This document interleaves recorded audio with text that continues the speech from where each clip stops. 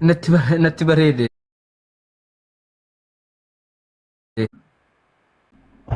Rakkoo waree bakka kanneen deeman dullata jira kun kenna. Ina waaqa qabdi TikTokii natti warri digirratti gadi gada yookaan silaadha balleessaa. Deeraan waan hin taane hin qaqqabatin.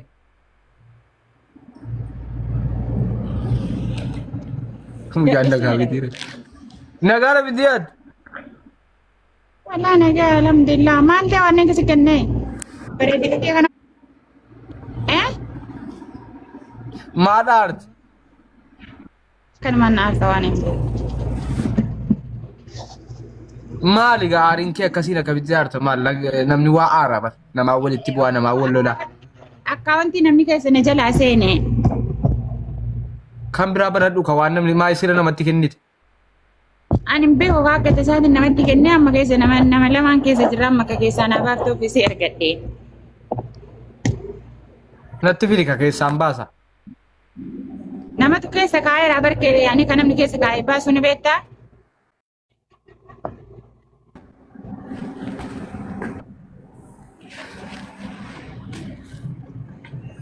Durbichi maa wal battanne? Waan namni keessa kaa'ate akkamitti keessaa baasan hin maraatte moo waan nufi keessa kaa'e keessaa baa. Laa namichaan keessaa baafa. Engaa sayyuu miila walitti qabii taa'e malee miila maa adda qabda sayyuu. Okay, gisees ani hin beeku akkoo gisees ani hin beeku bas akka nama fuudhetti kennee. Mee miila kee walitti sassaabbadhuuti taa'eeti. Olii gad akkas akkas hin jejjedhin.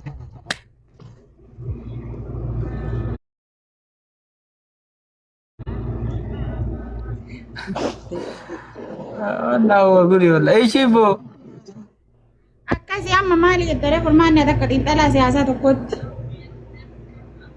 Maal godhaa jirta waa'ee furmaataatti dhugaatii. Maa inni godhaa jirtu? Maal godhaa reeni taa'aa malee wannan godhaa maa inni? Maal akkanatti taa'amaa? Maa akkanatti hin taa'amu akkamitti taa'ama ree? Moo yaani akkanatti taa'amaa? Maal?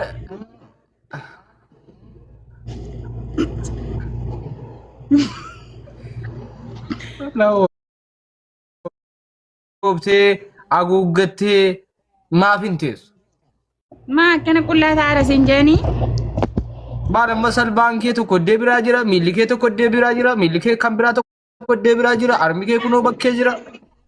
Maa kana caala walitti qadaadee taa'an moo yaani walitti gixxim godhee akka walitti maastikiin dhawfee? Amma sirri jiru taara akkanatti. Akka ajaa'ibaatti sirrii jira namni haga geessirri jiru hin jiru miidiyaa kanarratti. Wallaahi. Yamirreeno. Islaama namitiidha.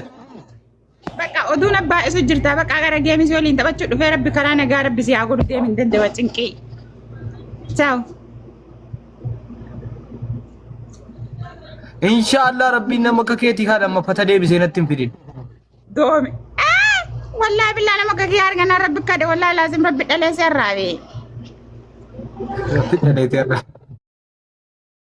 Rabbi dhalee seerraabe. Amma gara garaafaan leecqa harkii gaa achi hiixachuu natti ulfaate gaa yaa biraa si baasuu jedhe nan jarjare jiixachuu jarjare hin taa'e gaa yaa jechuudha. Dungooroo guddis badii mina aynati.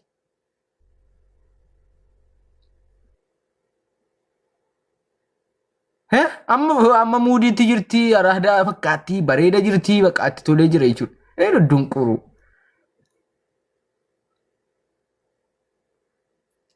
Dhalaan tokko tokko baalageedha dhugaa rabbi baalagee macarrashaa.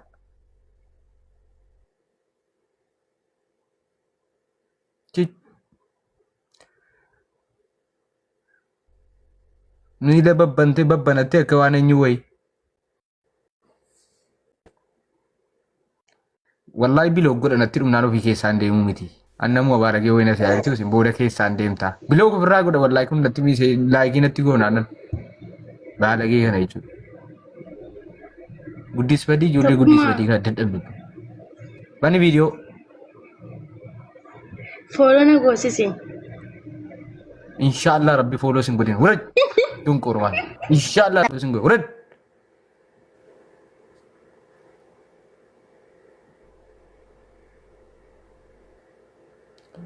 Iftu fooloon barbaadaa jala jirtaat. Sirratti ilaaltu kana miti wanti hundi uffanni baay'ee nama dhosaa manni waan baay'ee nama dhosaa bultiin immoo wal danda'uu qabaa wal gorsuu waliif obsuu wal dhoksaniiti wajjin jiraatamaa namni mudaa dhabeen jiru obsa qabaattee taanaan kabaja qabaattee taanaan wanti hundinuu adeemsuma keessa sirraata akka miidiyaa kanarraa miti bultii jechuun ulfaataadha. Kan qabeenya qabdu on fuudhe. Isa kana filannoo akkasii daagasuu hin danda'u. Walumaa galatti ani waan ati yaaddessiin jedha malee yaanni namaa akkuma bifti namaa gargari yaanni namaas gargari waan hawwitu waan akka qalbiin kee hawwee rabbi siif haa kennu waan hawwite moositu beeka.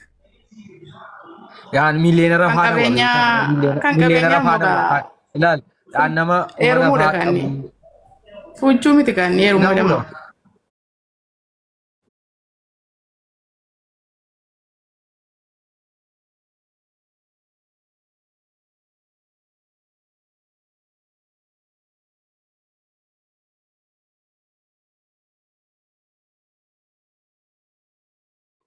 Ishi bakka eegate jettee ishi bakka ishi miidiyaa kanarraa durba amala akkamii wayii qabdu durba akkamii wayii fuudhinaan jetta warra miidiyaa kana keessaa kan dhaamsaatti akka nama bultii keessa jiru tokkotti. Ani laasa kanaan beeku dhiifa mana waa'ee miidiyaalee hin beeku miidiyaa fillee haaraadha. Durba akkamii miidiyaa kanarraa fuudhin jettamu warra miidiyaa kanarraa hin fuudhin jettamu kana ifanaa godheera. Isi kajarra miidiyaa kanarraa naaleffatanii yoo waan dhugaanatti mi waan bultiidhatti mi warri miidiyaa si haareffatanii dhiisanii ati waan dhugaa maa hin natti himtu waan na dinqisiifattuu kooti miti ati waan dhugaanatti.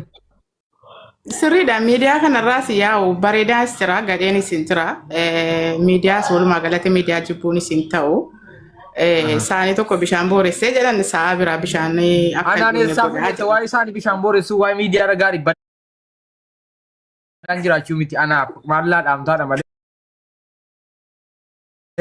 Miidiyaan namni gaarii jiran nama badaan jira miti. Okay, akka kootti maali siin jedha beektaa maatiin biyya tusi fuusisanii biyya reefi ijoollee kaa'aa jirtu lafaa jirti miti.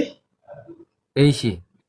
Talabbaabaluus jedhamu sana si reefi ol kaatu waan akkasii siifa ilaalanii si hafuusisan. Sana wayyaa jechuudha.